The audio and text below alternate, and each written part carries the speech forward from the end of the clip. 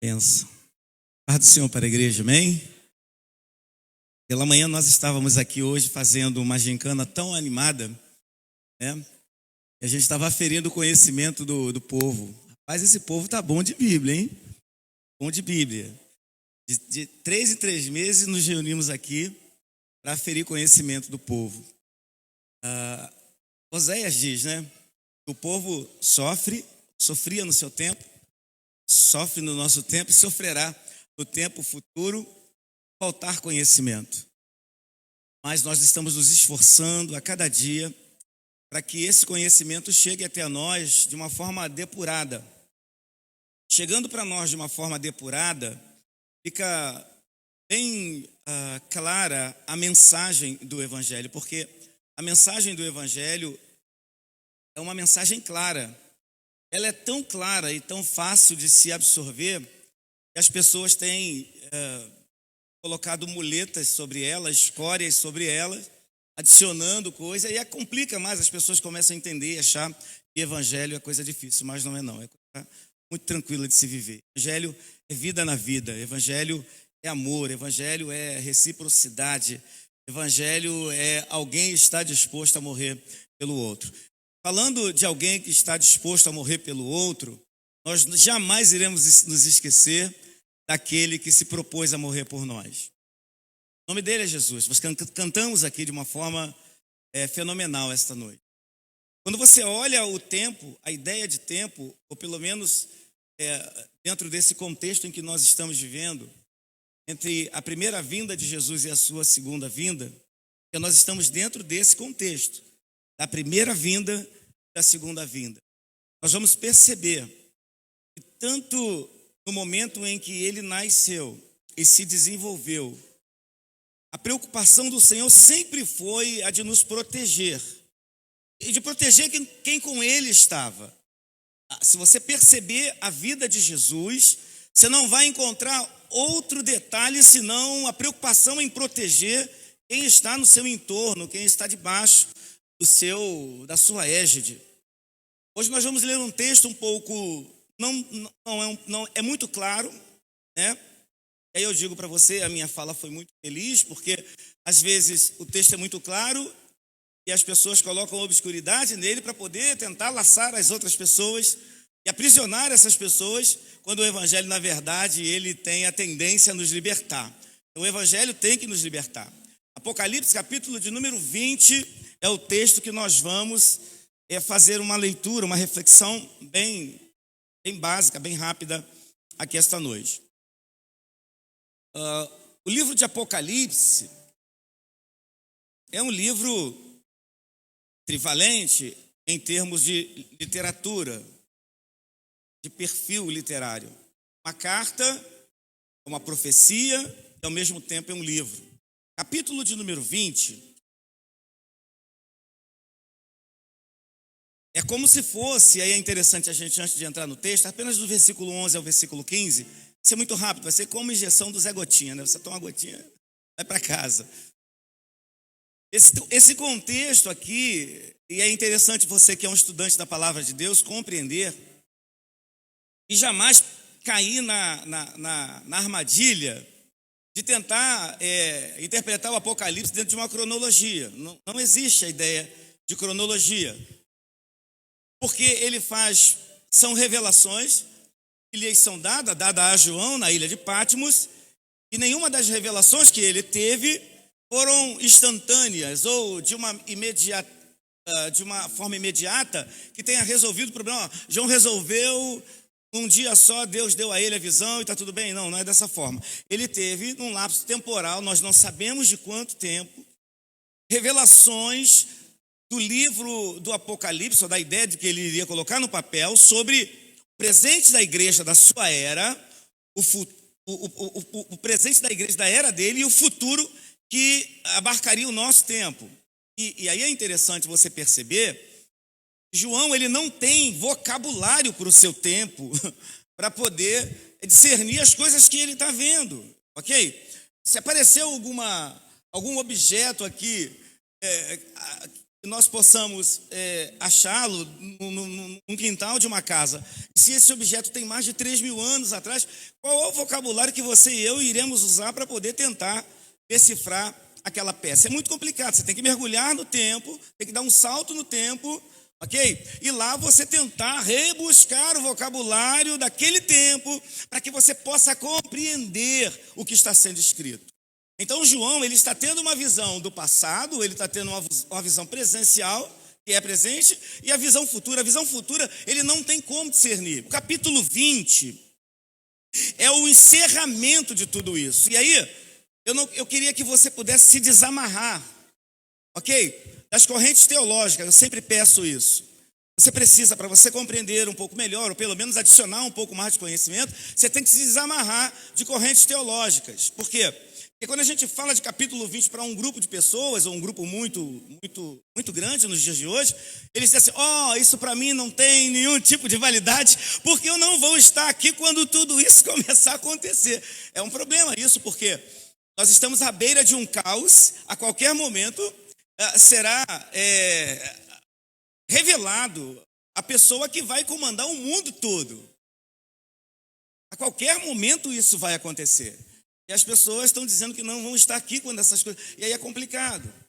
Mas um grupo de pessoas também vão pensar assim, ora, mas se Jesus vai me arrebatar antes, qual é a necessidade de eu ouvir isso?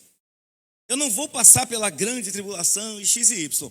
Esse capítulo 20 aqui, e o tema da nossa reflexão é sentença final, a visão. Do versículo 11 ao versículo 15, eu queria que você depois em casa com muita calma pudesse dar uma mergulhada e entender o que eu estou dizendo, é uma síntese. O capítulo 20 é uma síntese de tudo aquilo que a gente já ouviu falar. Então, em tempos de forma temporal, você vai perceber no livro de Apocalipse um começo, um meio e um fim. Um começo, meio, todo momento, todas as visões, o tempo que João recebe é do começo, meio e fim. Você perceber aqui o capítulo 20, do 11 ao 15, você vai perceber isso aqui na leitura comigo. Vamos lá no 15, do 11 ao 15, para a gente poder basear essa sentença final sobre tudo o que nós vamos falar aqui.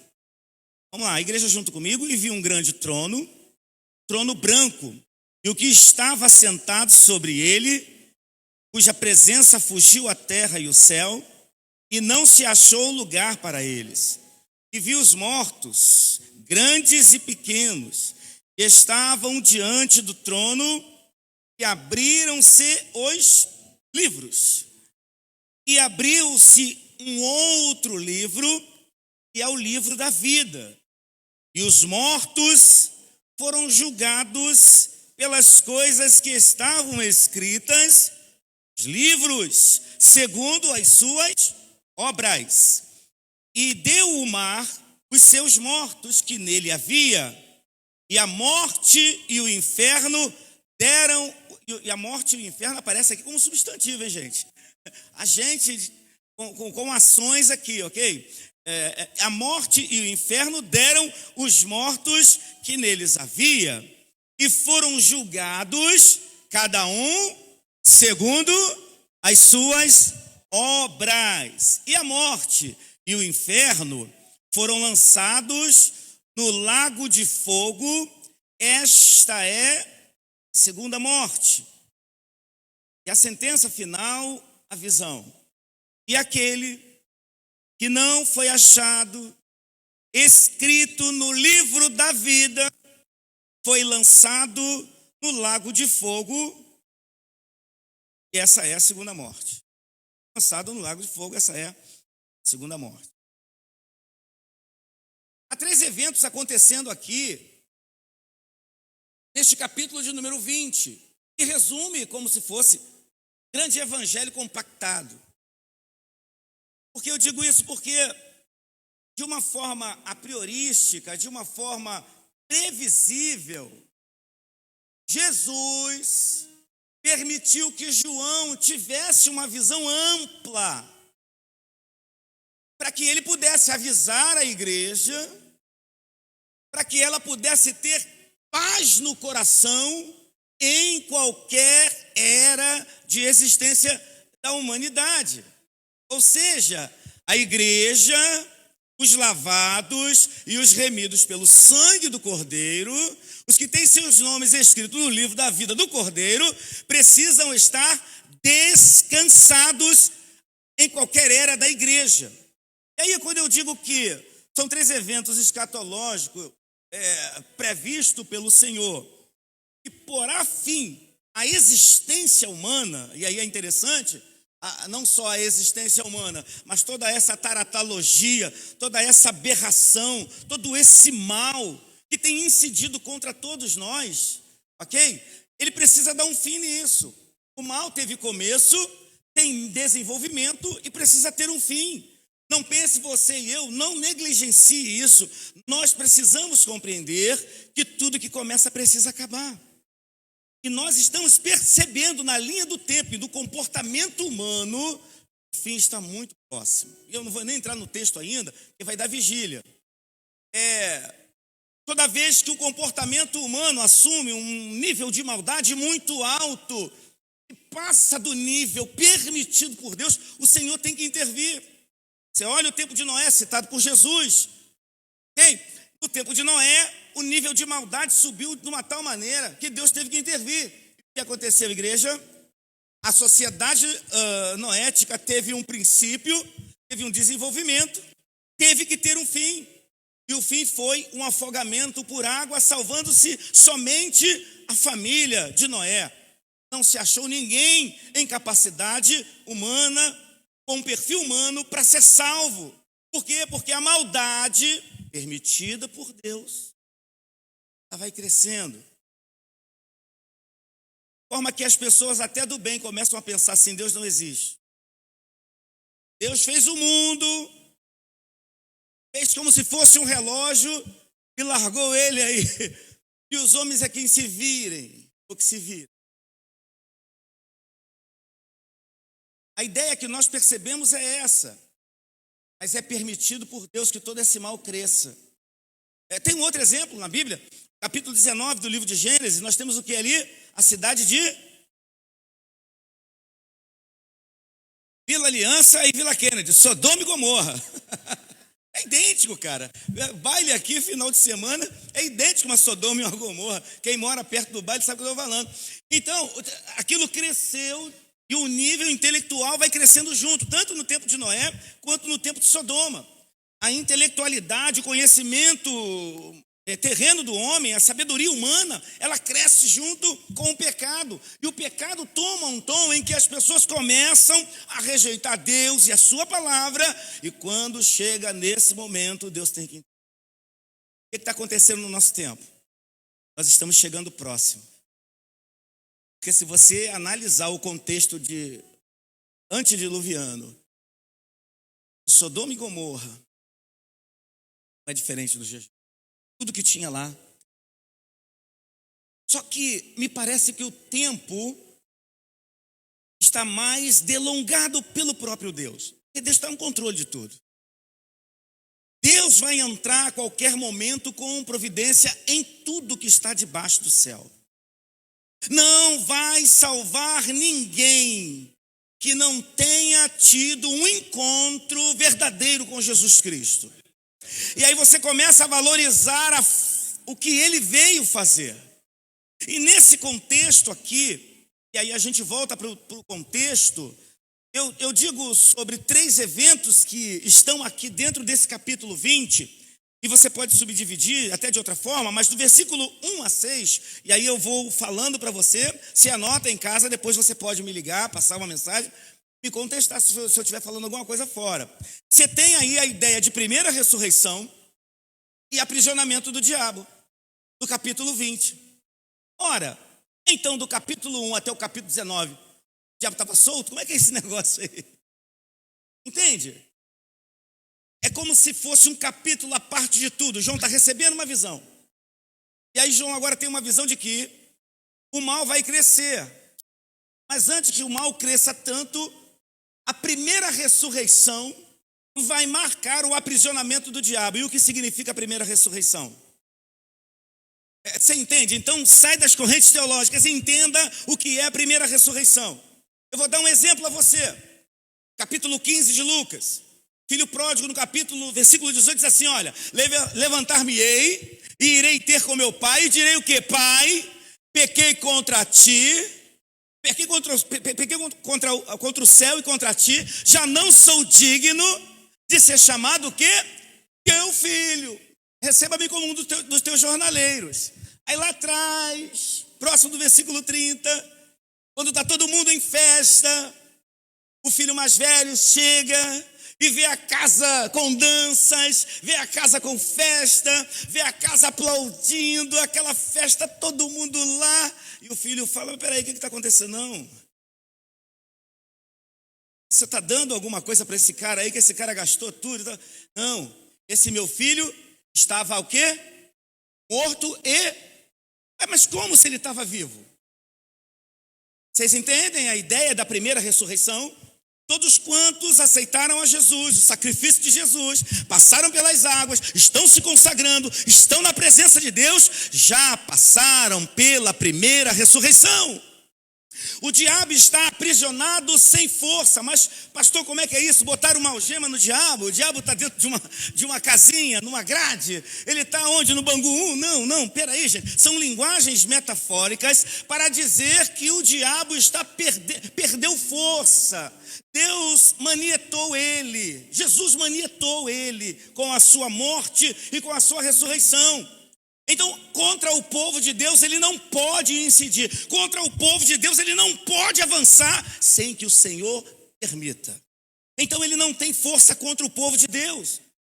Aqueles que estão debaixo da sua égide, e aí diz 1 João capítulo de número 5, versículo de número 19, que o mundo todo jaz, onde?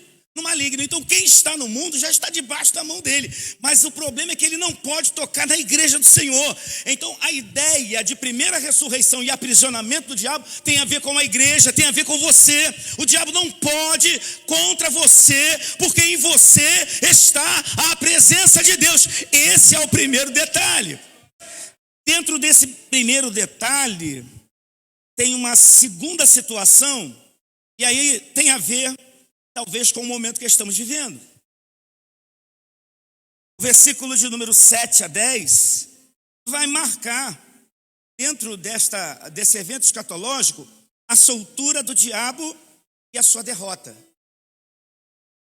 E quando ele sai, quando ele é solto dentro desse contexto, ele vai vir com muita força juntando todas as nações. Juntando todas as nações, e ele resolvidamente liderando todas essas nações. Qual é o quadro que você vê aqui? Uma governança mundial se aproximando. Todos que estamos aqui, pessoal do fundamental, do médio, pessoal da universidade, pessoal que está fazendo doutorado, mestrado, que está fazendo uma especialização, sabe, o mundo todo, no mundo comercial, está respirando por um governante mundial. O mundo todo está em caos, está um caos. É só você que ainda não percebeu que o meio quilo de café, R$40, né? Só você que ainda não percebeu que o mundo está um caos e que o cavalo preto está sendo solto. O cavalo preto representa a falta de comida na terra, a falta de alimento para todos. Aí, uma série de ações aí que a gente não vai entrar nesse detalhe. E o terceiro e último elemento escatológico aqui é o que nós acabamos de ler. Quando o juízo final é necessário. Então, rapidamente eu lhe mostrei o quadro que se apresenta desde a existência da humanidade. É um quadro em que Deus permite que o mal cresça para que ele possa abater de uma vez. Só que agora ele vai ter que destruir o mal de vez. O texto está dizendo isso. O lago de fogo representa a segunda morte. Quem passou pela primeira ressurreição não vai provar da segunda morte. E aqui agora vem o detalhe de todo esse contexto, porque nós estamos vendo um resumão da existência da igreja até o fim do mundo. Desde que Jesus foi assunto ao céu, Nós estamos nesse contexto histórico, nessa esteira, e nós estamos chegando próximo ao fim, e não tem para onde fugir. Você vai perceber que as coisas vão começar a ficar cada vez piores aqui embaixo. E eu separei aqui alguns detalhes importantes desse contexto, dessa própria leitura, para que a gente possa fazer uma abordagem bem básica aqui no texto. E o que João viu? Que visão foi essa? Vamos discorrer sobre isso? Coloque para a gente aí o versículo de número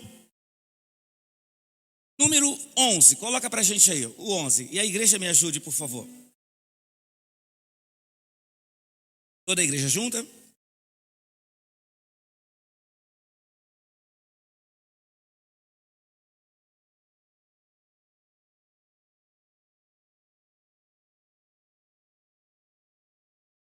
Então, dada essa palavra de ordem, você vai perceber que João viu um trono branco.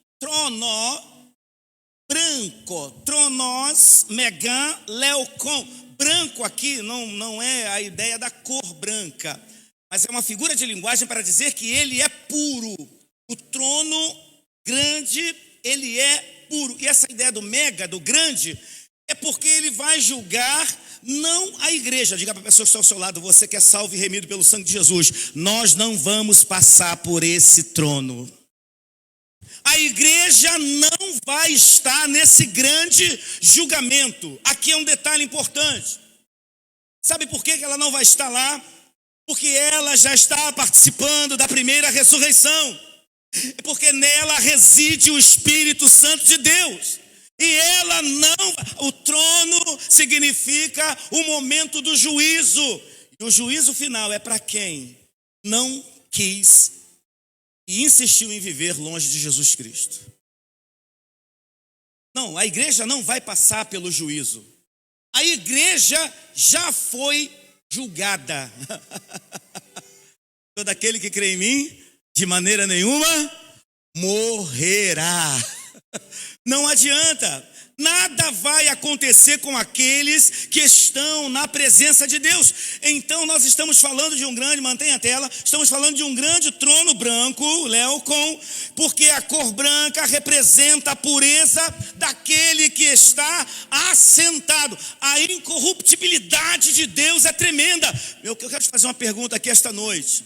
Você teria coragem de encarar esse trono hoje?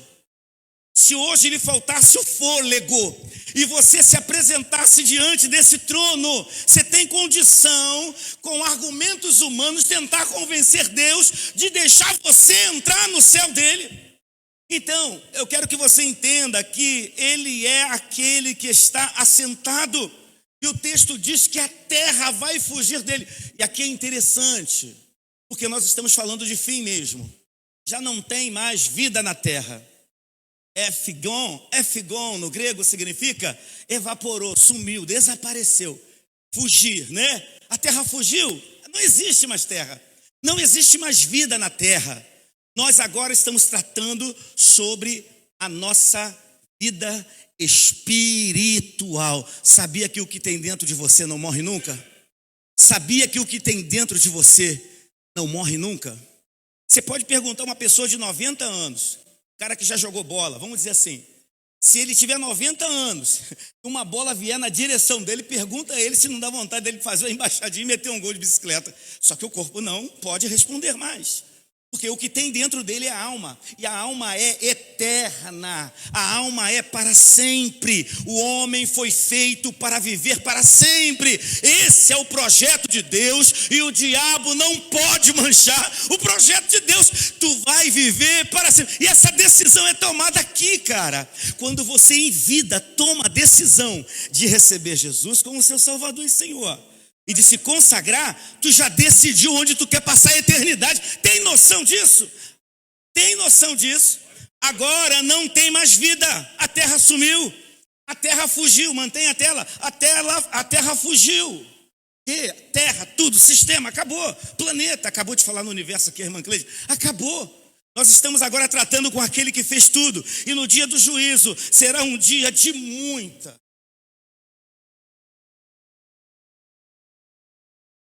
dor para aqueles ainda estão com o coração endurecidos. Vantagem de quem já está na presença de Deus é tamanha, irmãos. Você pode estar perdendo aqui nesse mundo material. Um jovem, um adolescente pode estar perdendo as baladas. O jovem pode estar perdendo as cervejas, as fornicações da vida, os pecados que a vida nos oferece. Você pode estar perdendo, parece que você está perdendo. Alguém está até zombando de você, alguém está até escarnecendo de você. Mas eu quero ver na eternidade, irmão, quem é que vai sorrir por último? Vale a pena você consagrar sua vida, jovem e adolescente. Vale a pena, porque o Senhor tem uma grande recompensa para você. Ele está assentado num trono branco, dizendo assim: olha, não adianta, ninguém passa por aqui se não passar por mim. Então o trono branco representa esse juízo. E aqui, quando ele fala que vai haver uma fuga da terra, né? A gente poderia até parabolizar aqui, e a gente lembra do que aconteceu com Adão e Eva. E aí é uma coisa que a gente vai abrir aqui uma janela, abrir aqui um parênteses dentro desse contexto. Quando eles pecaram, eles fizeram o que, gente? Se esconderam. Porque sabia que Deus viria na tarde procurá-los. Se esconderam atrás das árvores, porque o pecado traz vergonha. O pecado faz você e eu nos esconder daquele que é santo, daquele que é puro. Mas eu quero te dizer aqui nesta noite, está procurando você aqui. Ele está chamando você pelo seu nome nesta noite. Não tenha medo de Deus, não tenha medo de Deus. Não tenha medo de Deus, Ele só quer te salvar. Ele só quer te guardar do que está chegando. Está bem próximo. Está bem próximo. Segundo detalhe que a gente pode aqui levantar também dentro desse contexto, sobre o que João viu, que visão sentencial é essa? Versículo 12 e 13, coloca pra gente aí, por favor. A igreja me ajuda, por gentileza? E viu os mortos, pequenos e grandes, que estavam diante de Deus. Abriram-se os livros, e abriu-se outro livro, o livro da vida, e os mortos foram julgados pelas coisas que estavam escritas nos livros, segundo as suas obras.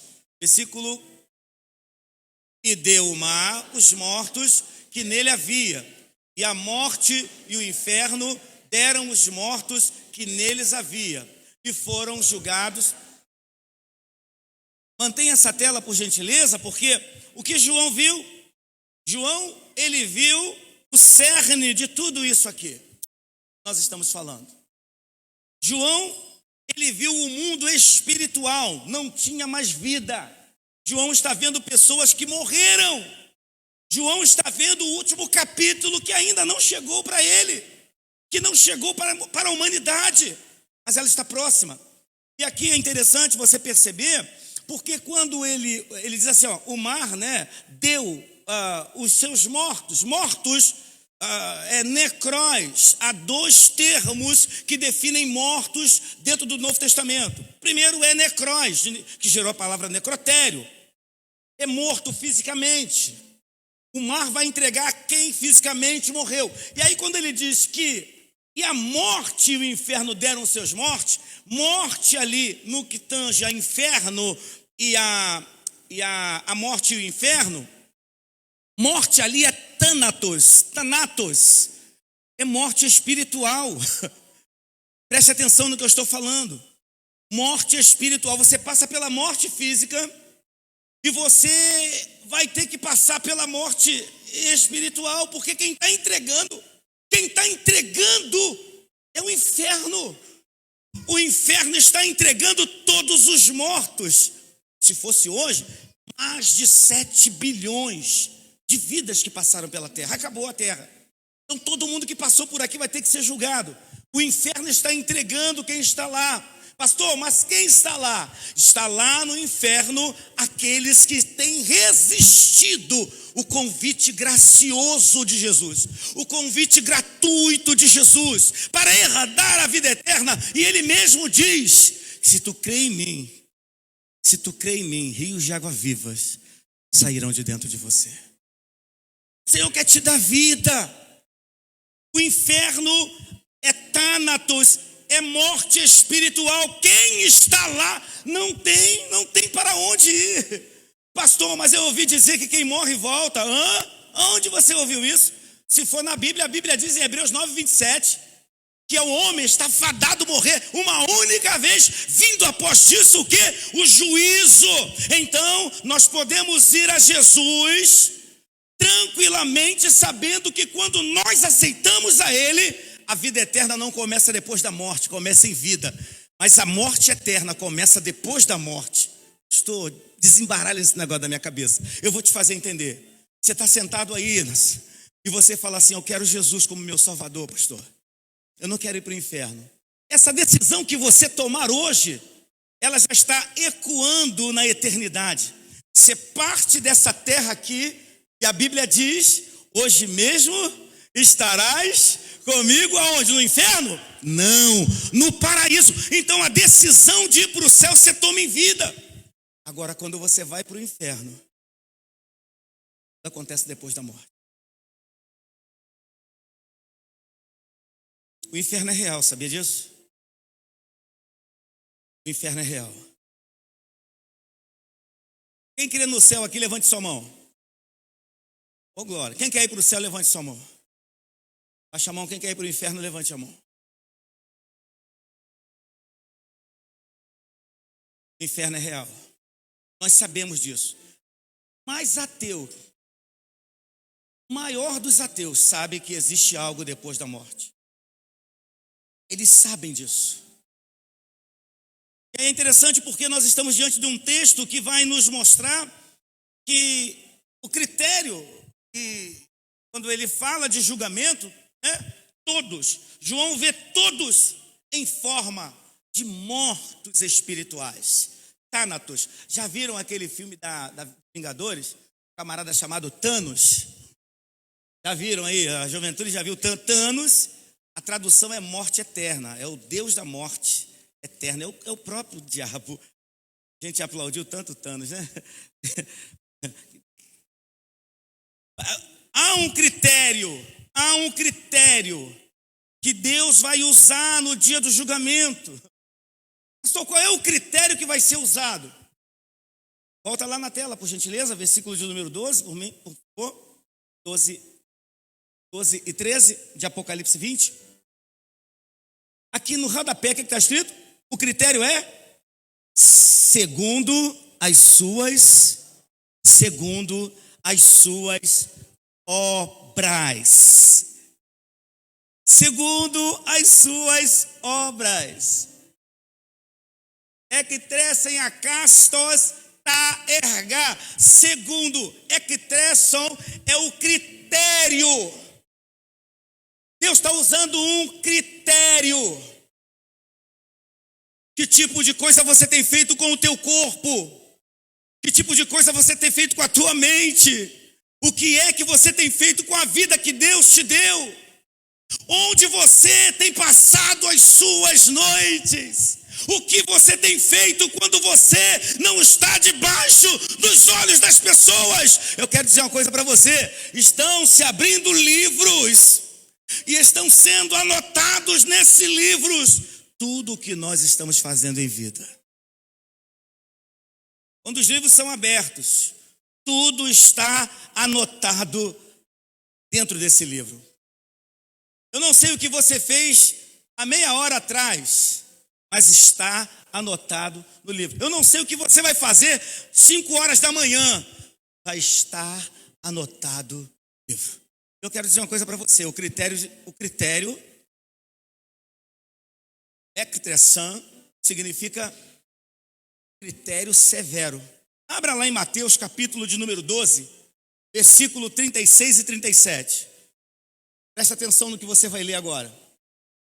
Existe um critério, e ele está usando esse critério. Tudo que você faz está sendo anotado em livros.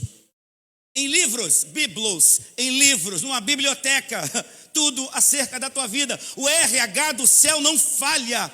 O RH do Senhor sabe tudo sobre cada um de nós. A Bíblia diz que Ele tem os nossos nomes gravados nas palmas das suas mãos. É controle absoluto. Deus está no controle de tudo que você está passando. Ele sabe de tudo o que está acontecendo dentro de você. Olha o que diz Mateus capítulo de número 12, versículo 36 e 37, dentro desse critério. Por gentileza, coloca para a gente Mateus 12, 36 e 37. Toda a igreja, vamos lá? E eu vos digo que toda palavra ociosa, frívola, que os homens disserem, hão de dar conta. 37, porque tuas palavras será, e por tuas palavras, você tem noção, até as palavras ociosas, palavras frívolas, palavras que você sequer dá atenção. Já viu aquele negócio que você topa assim, falar mal de Deus? Coisas que você está falando, que você pensa que não tem peso. Tudo isso vai estar sendo colocado diante de você no dia do juízo. No dia do juízo, todos os seus segredos serão revelados. Por isso é interessante você pensar na tua salvação em vida. Por isso é importante você entregar a sua vida a Jesus. Você vai garantir não passar por essa vergonha. Você vai garantir não chorar. A Bíblia diz que todo joelho se dobrará e toda língua confessará que Jesus é o quê? Mas todo joelho, se nem todo mundo vai ser salvo. Ele está dizendo que quando ele voltar, quando ele rasgar o céu, quando o céu se abrir, até aquele que traspassaram ele, até aqueles que não creram nele, vão dobrar o joelho pedindo perdão, pelo amor de Deus, só que não vai dar mais tempo. O Senhor sabe o porquê de todas as coisas. Você, em vida, pode se arrepender de tudo que você está fazendo. Eu estou te dizendo, é até a palavra frívola, aquele palavrãozinho que você solta, está sendo anotado. Estou falando sério. Mas Jesus é bom, pastor. Me falaram que Jesus é amor. Me falaram que ele vai salvar todo mundo no fim. Mas como isso? Onde está escrito isso? Vou te dar um exemplo de severidade no critério. Jesus falou assim, olha, o que disse Moisés? Se você contrair adultério com uma mulher, né? Você está condenado. Se você tiver uma relação sexual ilícita, está condenado. Pois eu vos digo que se tão somente você olhar para uma mulher e desejá-la, já está condenado. Sabe quem falou isso?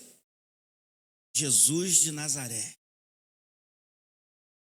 Se teu olho te faz pecar, arranca e joga fora. É melhor entrar no céu sem o olho do que por inferno com os dois olhos. Jesus está trazendo uma palavra de advertência no capítulo 20 para João, dizendo, João, avisa a humanidade que vai haver um severo julgamento de tudo que eles estão fazendo comigo, com o meu nome lá na terra.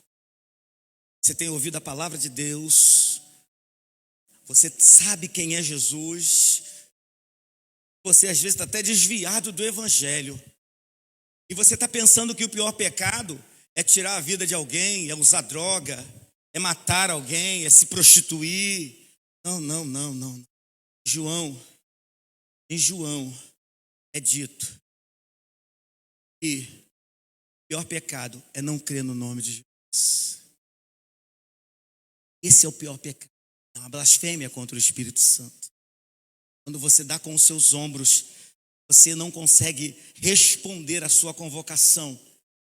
Eu digo para ti que o julgamento de Deus não é arbitrário. Não é arbitrário porque Ele está te dando tempo para você pensar. Se você abrir a sua Bíblia em 2ª carta de Paulo aos Coríntios, capítulo 5, versículo 10. Coloca para a gente aí. 2ª de Paulo, capítulo 5, versículo 10. Por gentileza. Olha o que diz essa palavra.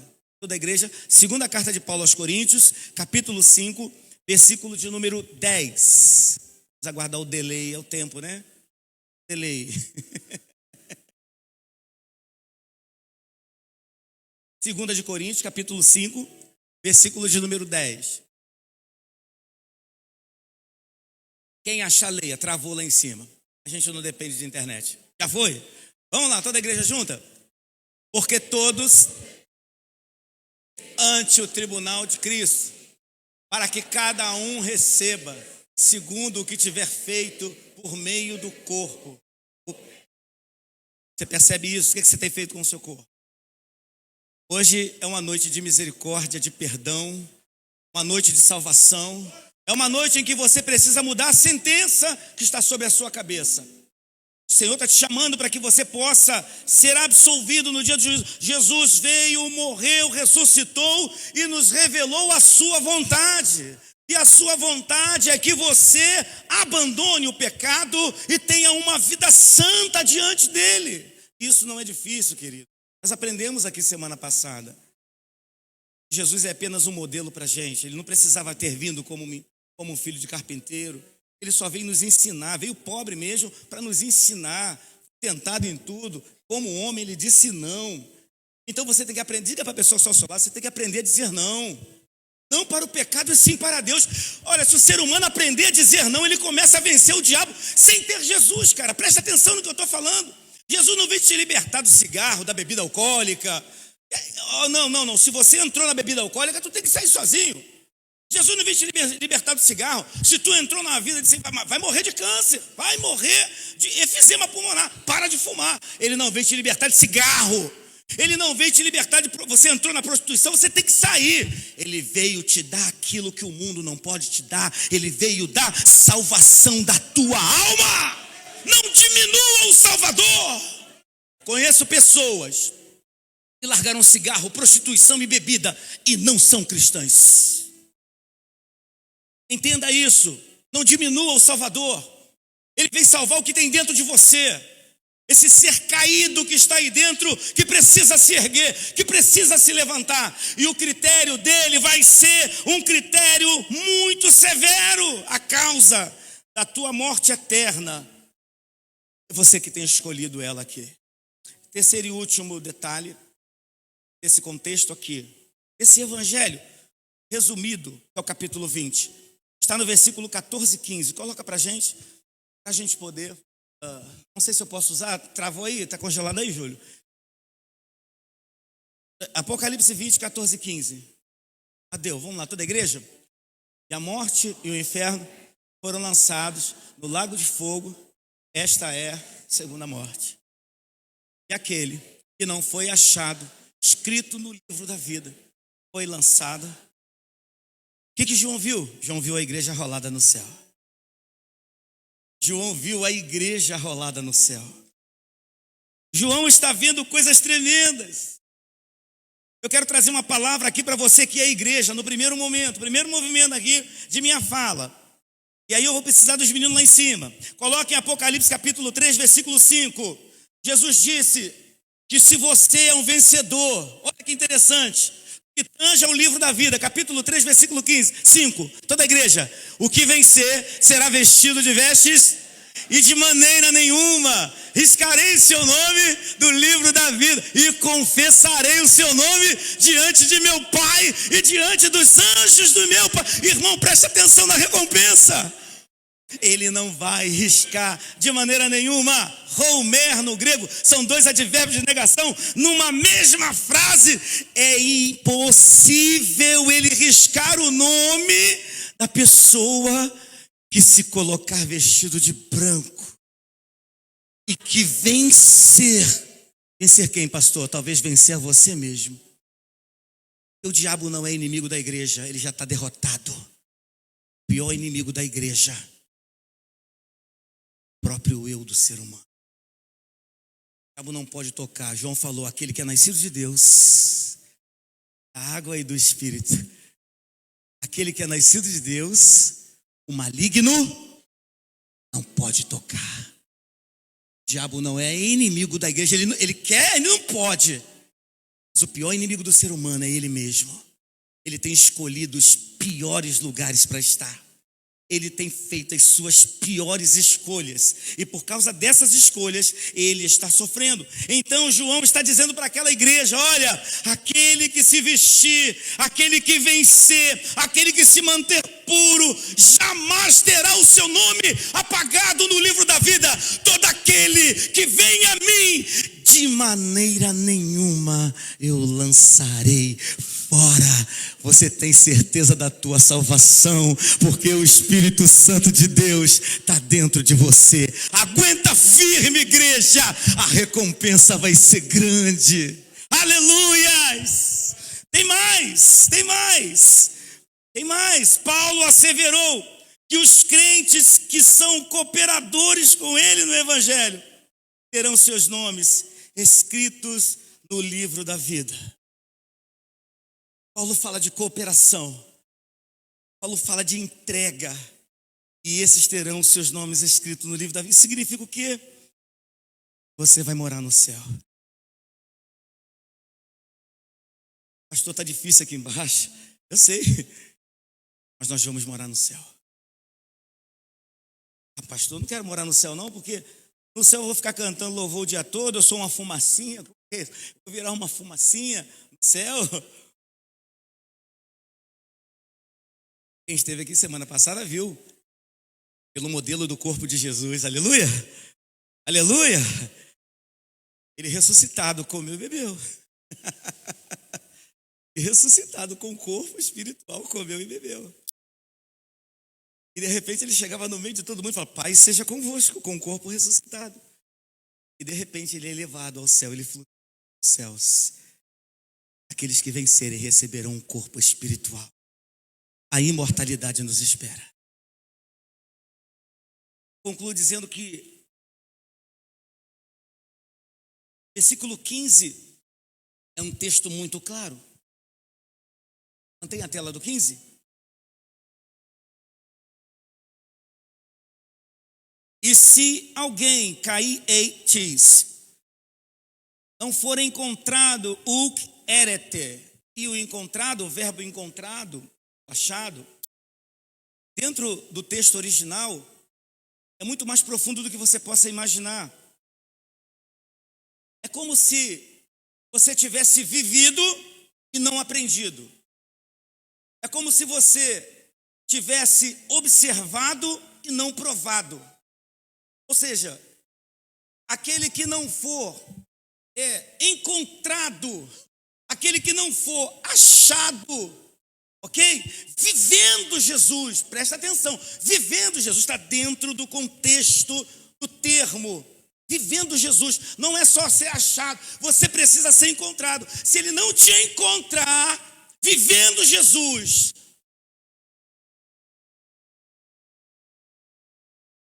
será lançado no lago de fogo. Se ele olhar o livro e não te encontrar lá, ele não viveu Jesus. Ele foi achado, ele não foi encontrado. Ele não foi observado, ele viu e não aprendeu. Ele olhou e não provou, ele não tocou. Se seu nome não estiver no livro da vida, porque no livro da vida do Cordeiro, só aqueles que venceram, que lutaram, que viveram Jesus Cristo, que embranqueceram as suas vestes, esses estão lá, e de lá não sairá ninguém que esteja aqui, independente do que esteja passando. Não tenha dúvida da tua salvação. Uma vez dada, o Senhor não vai tirar de você nunca. O teu nome não vai ser riscado do livro da vida nunca, uma vez você mantendo as suas vestes brancas. Se você não foi achado escrito no livro da vida, você vai ser lançado no lago de fogo. Veja que antes, quem foi lançado no lago de fogo? A morte e o inferno. E lá no 19, o diabo e o falso profeta, e os falsos profetas já estavam lá. O último a entrar no inferno, preste atenção nessa ordem, por gentileza ordinária. Preste atenção nessa ordem, nessa ordenação. Entrou o falso profeta, a besta, o diabo, a morte e o inferno. O homem é o último. É como se Deus estivesse dizendo: olha, eu estou te dando oportunidade de você reverter esse quadro enquanto você puder. Você precisa lutar contra. Não vai para o inferno, você só vai para o inferno se você quiser. Capítulo 25 do livro de Mateus diz que o inferno não foi feito para o homem, mas foi feito para o diabo e os seus anjos. Então só vai para o inferno quem quer ir para o inferno. Mas nesta noite, o Espírito Santo de Deus está dizendo: eu quero que você vá para o céu. Eu quero que o teu nome seja escrito no livro da vida.